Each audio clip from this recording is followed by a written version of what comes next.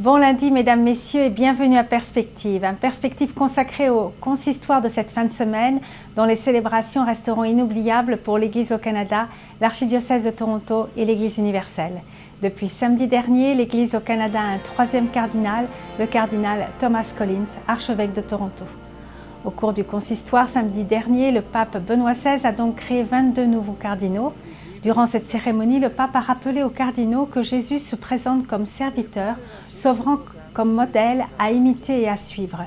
Ce n'est pas le style mondain du pouvoir et de la gloire, mais c'est le service de Dieu et des frères, le don de soi, qui sont la logique que la foi authentique imprime et développe dans notre quotidien. Le pape a ensuite remis la barrette dont la couleur rouge rappelle le sang des martyrs répandus pour leur foi au Christ, et l'anneau cardinalis ainsi que le titre symbolique de pasteur d'une paroisse de Rome à chaque cardinal.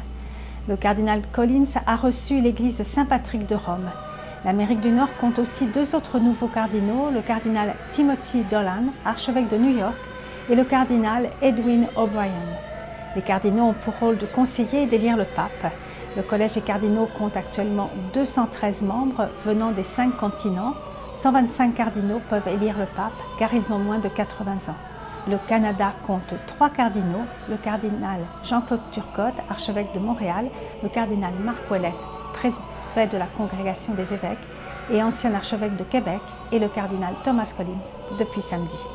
Et puis dimanche, Benoît XVI a présidé la messe avec les 22 nouveaux cardinaux et tout le collège, ainsi que de nombreux fidèles, en la fête de la chaire de Saint-Pierre, qui a été avancée cette année, car la date de cette fête est le 22 février, mais cette année, l'Église célébrera le mercredi décembre, l'entrée en carême. Et dans son homélie, Benoît XVI a expliqué le rôle de l'Église et il a utilisé une métaphore en évoquant la sculpture de l'autel de la cathèdre et la fenêtre de l'abside de la basilique Saint-Pierre. L'Église est comme une fenêtre, le lieu dans lequel Dieu se fait proche et va à la rencontre de notre monde. L'Église n'existe pas pour elle-même, elle n'est pas un point d'arrivée, a poursuivi le pape, mais elle doit renvoyer au-delà d'elle-même, vers le haut, au-dessus de nous. Et Benoît XVI a conclu, tout dans l'Église repose sur la foi, les sacrements, la liturgie, l'évangélisation, la charité. Même le droit, même l'autorité dans l'Église repose sur la foi. L'Église ne s'autorégule pas, elle ne se donne pas à elle-même son ordre propre, mais elle le reçoit de la parole de Dieu qu'elle écoute dans la foi et qu'elle cherche à comprendre et à vivre. Puis une délégation officielle du Canada avec des membres de l'Archidiocèse de Toronto et des représentants du gouvernement canadien était présente et participait à toutes ces cérémonies. Ces membres, dont 7 du gouvernement, ont été reçus à l'ambassade du Canada près le Saint-Siège et le ministre Jim Flaherty, lors d'une interview au père Thomas Rosica, notre directeur, a pu dire combien cette nomination du cardinal Thomas Collins, archevêque de Toronto, est un honneur pour le Canada. Et parmi la délégation, Monseigneur Paul-André Durocher, vice-président de la CECC, représentait la CECC et il a expliqué au micro du père Thomas Rosica le sens de sa présence et la signification de la ville de Rome. Nous l'écoutons. C'est un grand honneur pour moi d'être ici parce que la nomination de Monseigneur Collins comme cardinal ne concerne pas seulement lui comme individu ou seulement l'archidiocèse de Toronto. C'est une nomination qui concerne l'Église universelle et l'Église au Canada en particulier. Donc ma présence veut, on pourrait dire, signifier, symboliser l'importance que cette nomination a pour toute l'Église au Canada. Qu'est-ce que cette ville de Rome signifie pour toi et pour cette cérémonie? Rome a une connexion avec Saint-Pierre, évidemment. Saint-Pierre était le premier, le chef des apôtres, choisi par Jésus. Et Pierre a fini sa vie ici à Rome comme chef de l'Église, on pourrait dire comme premier évêque de l'Église de Rome.